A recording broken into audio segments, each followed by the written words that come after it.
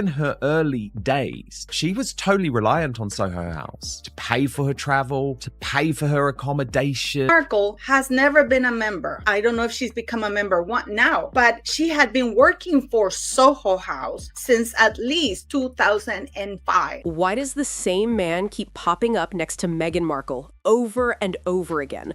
Those quiet whispers people once ignored are suddenly getting louder, and now everyone's looking twice. Old photos are resurfacing fast, dragging Meghan Markle and Marcus Anderson straight back into the spotlight. Soho House parties, Paris Fashion Week, even trips to Disneyland with her kids, and somehow, in every single moment, he's right there beside her. Not in the background, not off to the side, right next to her again and again. Coincidence or something more? Guy has been around all of the time. Isn't that suspicious to you? Because it is for me. It is something strange. And here's where it gets deeper. Marcus Anderson isn't just some random friend people forget about. In certain circles, his name carries serious weight. He's known as a gatekeeper to some of the most exclusive spaces in the world, the kind of person who can open doors instantly or quietly make sure they stay shut. So when people notice he's always close to Meghan, it starts to feel less casual and way more intentional. Jeffrey Epstein was also Harvey Weinstein, very prominent. There were members. Meghan Markle was just one of the working girls for Soho House. Call girl, working girl, whatever you want to call it. That's what she was. Look closer and the pattern gets harder to ignore. Wherever Meghan goes, he's never far behind. Almost like he's part of the story no one's fully explaining. And now people are circling back to questions they used to avoid. What exactly is the real connection between Meghan Markle and the man who first introduced her to Prince Harry? Because once you start paying attention, things don't fully add up. Meghan has never been photographed alone at Soho House, not even once. His job was to go to a new city wherever they were opening up a new Soho House, and his job was to find the best and the brightest of that city to invite to the founding members party. And they didn't just invite anybody. To be a founding member, you really had to be somebody in the social scene of the city where they were opening up. Every single image shows Marcus Anderson right there with her, no exceptions. And this isn't just any guest. This is someone tied to membership decisions, someone reportedly connected to arranging her introduction to Harry, someone who keeps showing up at major moments in her life, from her baby shower to her wedding, even private family trips. His presence is constant. And hovering above it all is Nick Jones, the founder of Soho House, a man who knows exactly what happens behind those closed, invite-only doors. So the real question is, what's actually going on behind the scenes that nobody's saying out loud?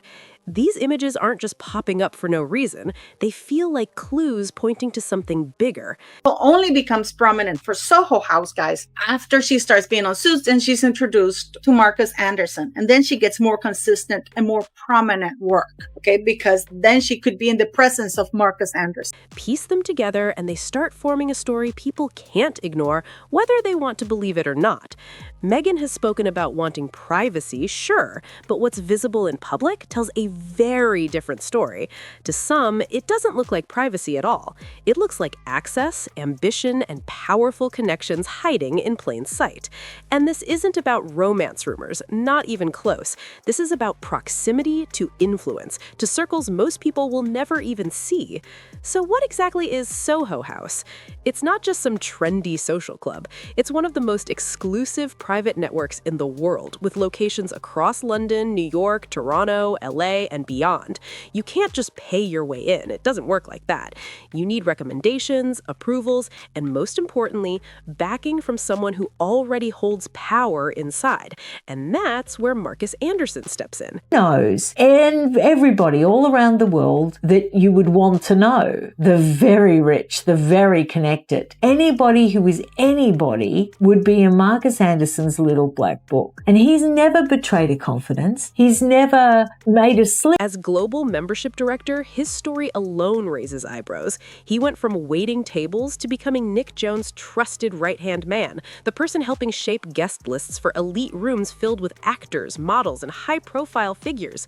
He's not just part of the system, he helps decide who gets in and who gets quietly turned away. Nick Jones built Soho House into a billion-dollar empire, and he's made one rule crystal clear. They avoid people who bring too much media attention. That standard wasn't flexible either. Big global names were reportedly denied. Kim Kardashian, Kobe Bryant, huge celebrities with massive visibility, turned away because the spotlight was too intense. So the whole time we're thinking that that's her husband, Jack Brooksbank. Mm-hmm. It turns out, guess who that mystery man was the whole time? Was it Meghan's guy? It was Marcus Anderson. Marcus Anderson, yeah. Why is she having dinner with Marcus Anderson, and why is he then going home with Meghan and Harry? So now the question hits even harder. How did Meghan Markle, at the time a cable TV actress on Suits earning around $50,000 per episode, gain access to Soho House locations around the world? And not just access, how did she become a regular when even bigger names couldn't get through the door? One explanation keeps coming up again and again. Marcus Anderson, the man many describe as the ultimate gatekeeper. Meghan built a close connection with someone who could open doors most people can't even find. Some say it's coincidence, others aren't buying that at all, because to a lot of observers, this doesn't feel random. It feels strategic. Being surrounded by wealthy, influential, well-connected people can change everything fast. And then there are the photos. These aren't just normal red carpet shots or casual group pictures, so what exactly are they really showing? This is what Meghan has been doing. She's a piece of Klingon, like she clings to somebody who can get her there. So Meghan manages to befriend one person of a very popular group, and then that person introduces her to the others. And because that she's being brought in by somebody they trust, she's welcomed. There's something off about these photos, something that makes people stop mid-scroll and look again. Go back to December 2014. Meghan and Marcus show up together at an event. She's holding a large glass of wine, her arm wrapped behind him, while he leans in, very close, their faces nearly touching. That kind of body language doesn't go unnoticed. It gets people talking fast. Now jump to June 2016, just 1 month before she reportedly meets Harry. Toronto Gala, Marcus in a sharp blue tux, Meghan in a simple black dress. And his arm is firmly around her waist. The energy in those photos? Playful, almost intimate, the kind of moment that makes people pause and rewind. And this is right before that blind date that supposedly changed everything. So how close were they already? Queenie said it best. It's downright bizarre that a man, gay or straight, constantly clings to a family like Marcus Anderson does with Harry, Meghan, and their kids. He is like a parasite, always lurking in their Fast forward to September 2017, Invictus Games in Toronto. Meghan is seated right next to Marcus, their knees brushing in the crowd. Harry is there too, but the photo everyone focused on shows Meghan smiling warmly toward Marcus, while Harry looks off into the distance, more reserved. That single shot triggered a wave of reactions online because people couldn't ignore what it seemed to show. Then things jump years ahead. October 2025, Paris Fashion Week. The image that spread everywhere. Meghan and Marcus walking through Paris, holding hands. Not linked arms like friends, actually holding hands in a way that instantly caught attention. Social media lit up with one question: isn't that a little unusual? And just months before that, June 2025, Disneyland, during Little Bit's 4th birthday. A private family moment, yet Marcus is there again. But here's what really stood out. Meghan posted the photos and covered his face with a heart emoji. If he's just a friend, why hide him at all? Meghan Markle's best friend, who set her up with Prince Harry, has vanished. Whatever happened to Meghan's best friend, Marcus Anderson? The tall, handsome Canadian was third wheel in the early days of her romance with Prince Harry, and he was front and center at their 2018. That detail alone had people asking even more questions. And there's one pattern nobody can ignore. Meghan has never been photographed alone at Soho House, not once. It's always Marcus nearby, or at least in the mix, but he's almost always there. That consistency doesn't feel accidental anymore. Marcus fulfilling another role with Meghan Markle, and about there being lovely sailing days on the beautiful blue ocean. And this is where things take another turn, because Soho House has a strict rule. Guests are expected to stay with the member who invited them the entire time. So if Marcus is always there, what does that really say about how Meghan was getting inside and what it might actually mean? There's a rule at Soho House that changes everything. Guests don't move around alone. They stay with the member who brought them the entire time. No splitting off, no independent access. So if Meghan is always seen with Marcus, was she ever there as a member, or was she consistently entering through him? You have to question that, and you have to address it, and it has to be something that we continue to talk about, because there is something there that we need to find the missing pieces to, because I believe a lot of it was scrubbed off of the internet way before we even knew who Meghan Markle was. Now look at who's really behind the curtain. Nick Jones stepped down as CEO in November 2022 after a prostate cancer diagnosis, but he didn't fully step away.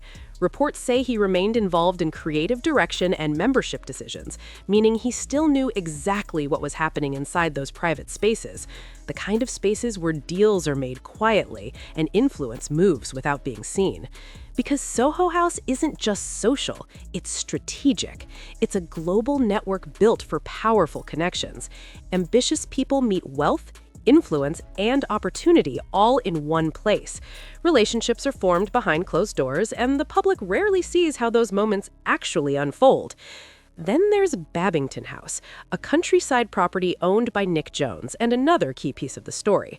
It's been linked to Meghan and Harry's early relationship, with reports suggesting some of their first meetings happened there. And once again, Marcus Anderson is right in the middle of it, reportedly helping coordinate those meetups, managing logistics, and keeping everything low-key. That's not just casual, that starts to feel calculated.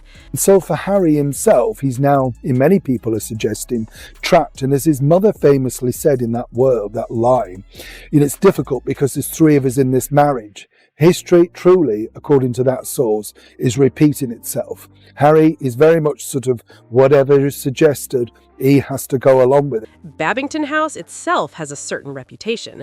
Some insiders describe it as edgy, a place where networking goes beyond simple introductions.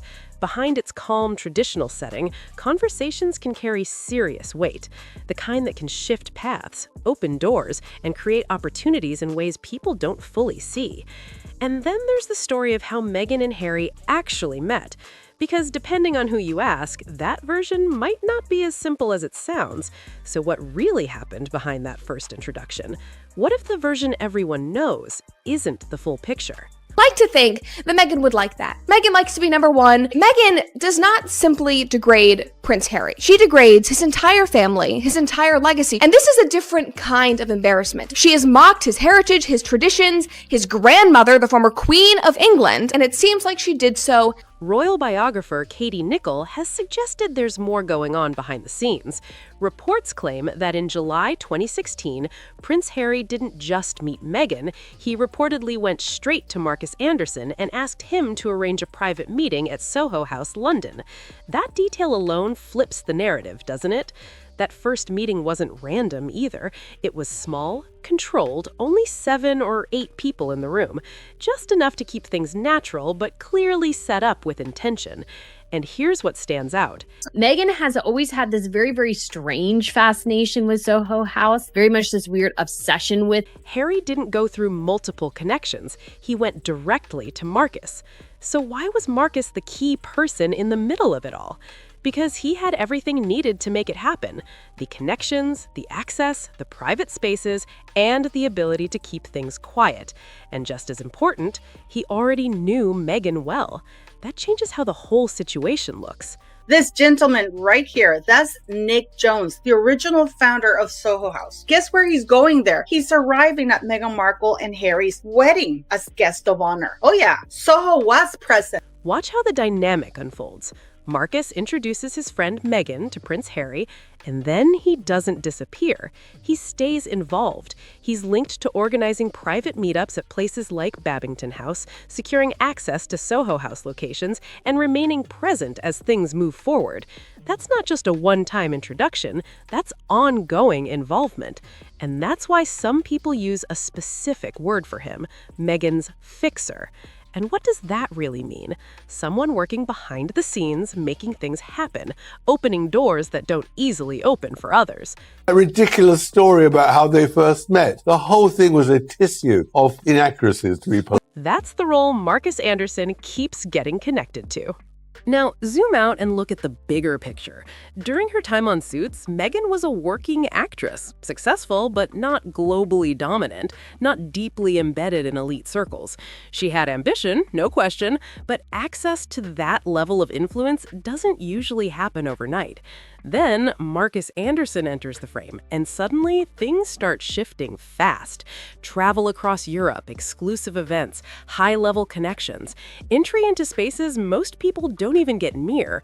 So the real question is, was this all just timing, or was something much more strategic happening behind the scenes? He started off at Soho House, London as a waiter, and he was a global membership director when he first met Invitations, introductions, opportunities, it all starts stacking up fast. And here's the thing, this kind of access wasn't normal for someone in her position at the time. So people keep asking the same question, how did those doors swing open so quickly? Marcus built his entire reputation on connecting the right people, reading influence, and making the right introductions at the perfect moment. Once Meghan stepped into his circle, it wasn't just a few new contacts. It was a global network stretching from London to Toronto to Los Angeles and beyond. And wherever she went, opportunities seemed to follow closely behind. Events, connections, high-level spaces, many of them tied back to Marcus and his reach. Some people see that as friendship, others say it feels way more structured, like access that's carefully managed behind the scenes. And that leads to the question people can't stop asking. What did Meghan bring in return for that level of access? Side, always lurking in their shadow. No normal family has a constant third wheel, male or female, leeching onto their every move. Marcus is practically glued to them. Look at the trajectory closely. A cable TV actress becomes a regular inside Soho House. From there, she meets Prince Harry through that same network and eventually marries into the royal family. Step by step, everything lines up in a way that grabs attention.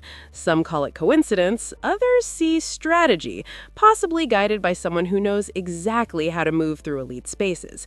Now, fast forward to recent years, long after the royal wedding, even after stepping away from royal life, Marcus Anderson is still there. Going on. And Meghan and all the things that she has done to, pull other people down and to question them and their behavior. Well, let's continue to turn the tables and talk about you, Miss Meghan Markle, and what you have. He shows up at key moments, the 2018 royal wedding, the 2019 New York baby shower, and the pattern doesn't fade. October 2025, Paris Fashion Week, walking through the streets together, holding hands in public. Then June 2025, Disneyland during a family trip. The same presence appears again. It keeps repeating over and over, and some sources have gone as far as calling Marcus the second most important man in Meghan's life, right after Harry, even ahead of her own family. That statement alone is enough to make anyone pause. Because if that's even partly true, what does it really say about the role he's played this entire time? And here's where things take another turn, because Marcus Anderson reportedly prefers to stay out of the spotlight. That could explain why he didn't appear in the Netflix documentary and why Meghan covered his face with an emoji in those Disneyland photos. But instead of clearing things up, that choice only made people more curious. Because if this is just a close friendship, why keep it so hidden? Why blur him out, avoid mentioning him, and stay silent when it would be so easy to just say, "This is my friend Marcus"? That silence doesn't shut questions down. It amplifies them.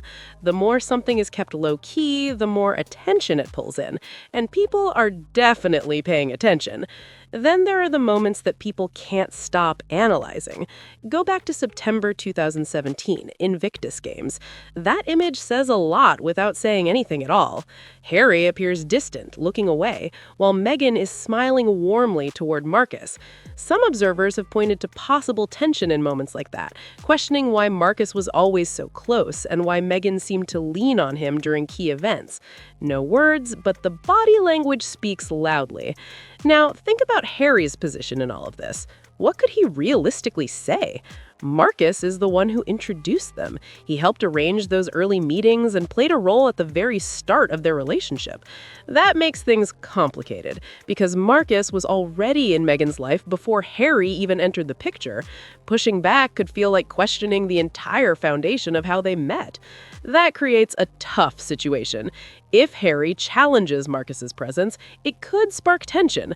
But if he accepts it, then he's accepting another man having close access to his wife and inner circle. And considering Harry distanced himself from his own family for this relationship, any doubts, real or not, would carry serious weight. So now the question gets even bigger.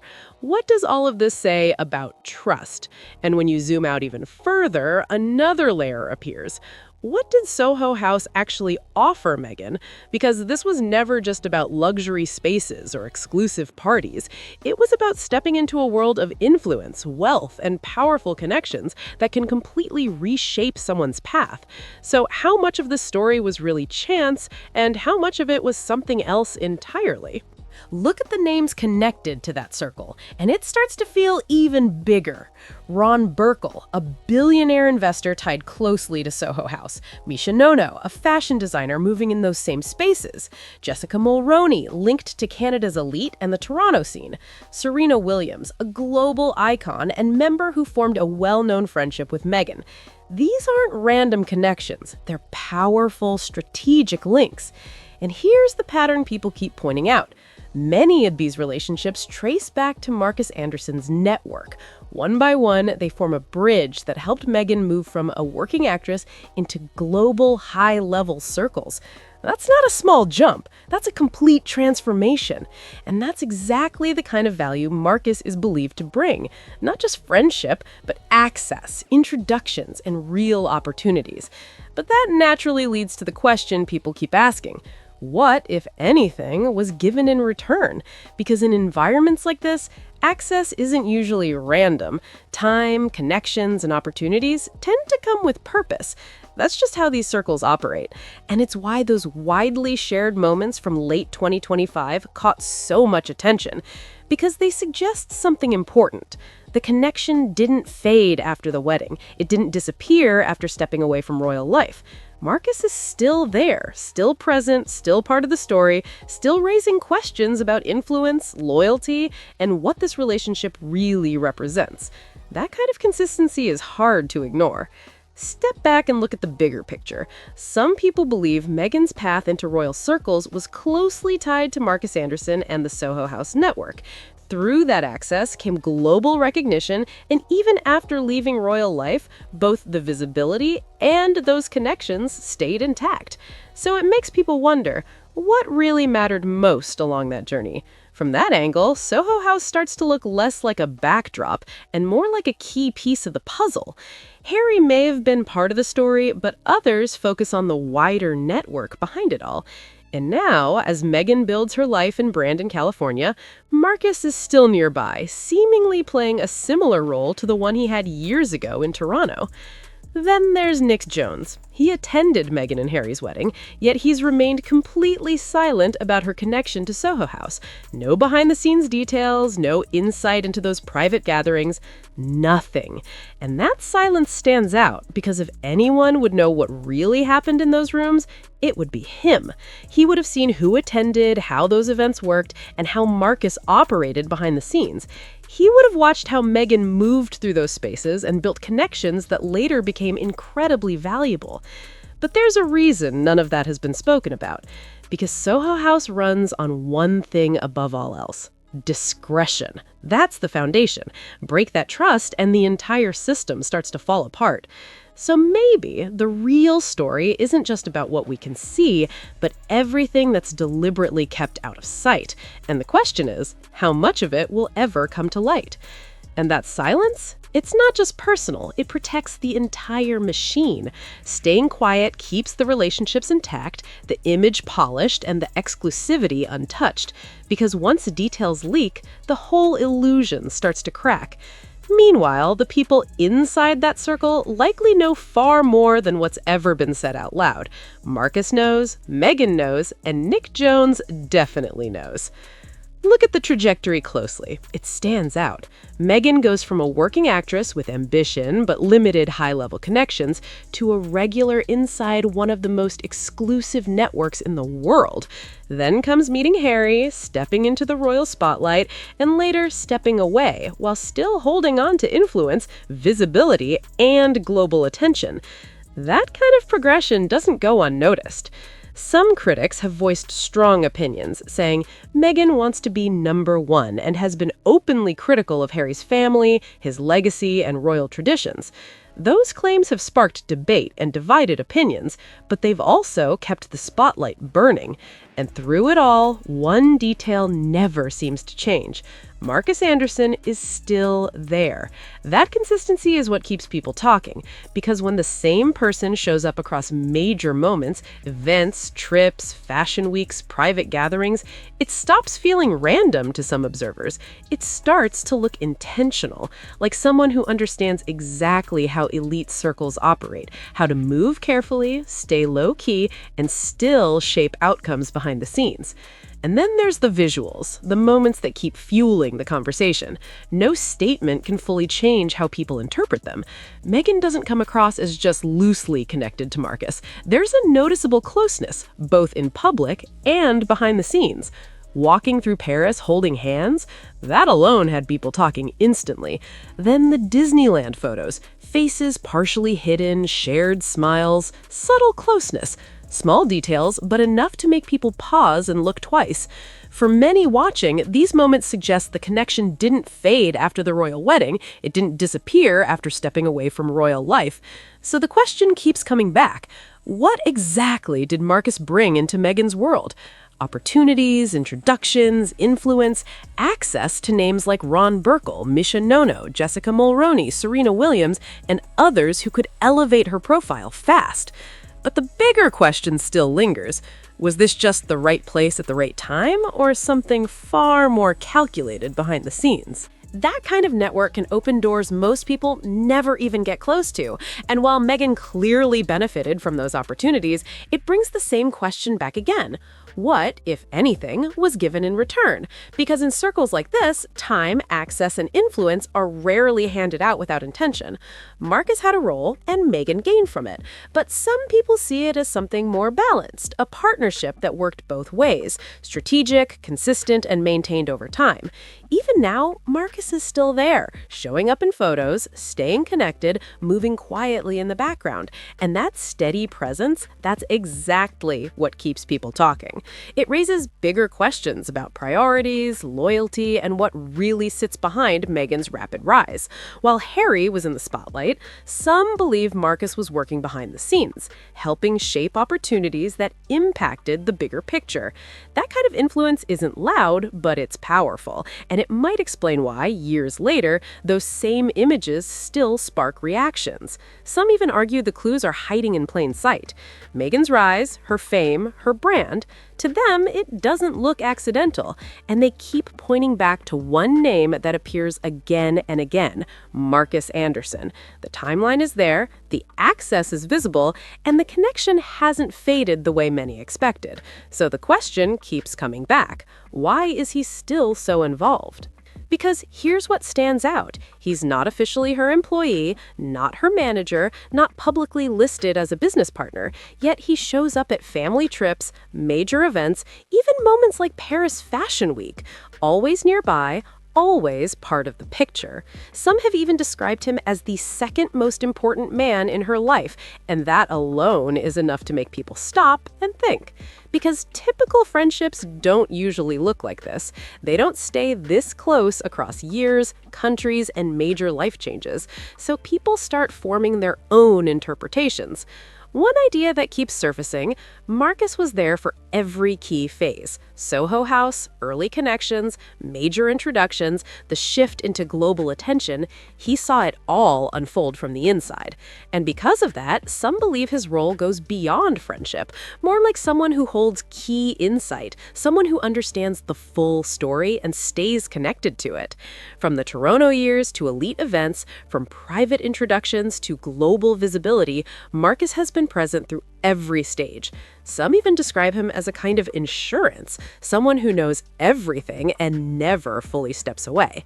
That's why these images keep going viral, because for many people, the dynamic doesn't fully add up. The explanations sound simple, but the visuals raise bigger questions. If Marcus is just a friend, why the hand-holding? Why the constant appearances? Why show up at private family moments? And why hide his face in certain photos?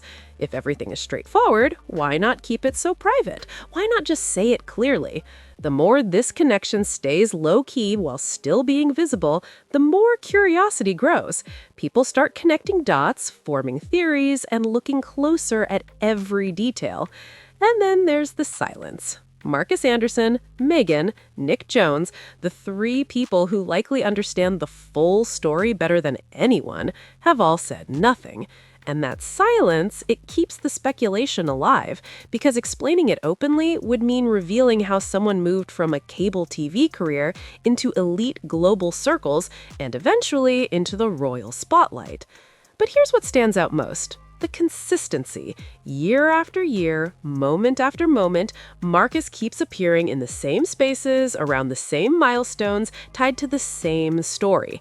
That kind of presence doesn't go unnoticed, especially when it stretches across countries, years, and major turning points. So the questions remain. What exactly connects Meghan to this powerful network? How did those introductions really happen behind the scenes? And why does that connection still look just as strong today? Because if this were just a normal friendship, would it really look like this for so long? Maybe it's exactly what it seems. Or maybe there's more beneath the surface. The images are out there, the timeline is visible, and the connection hasn't gone away. So now it comes down to you.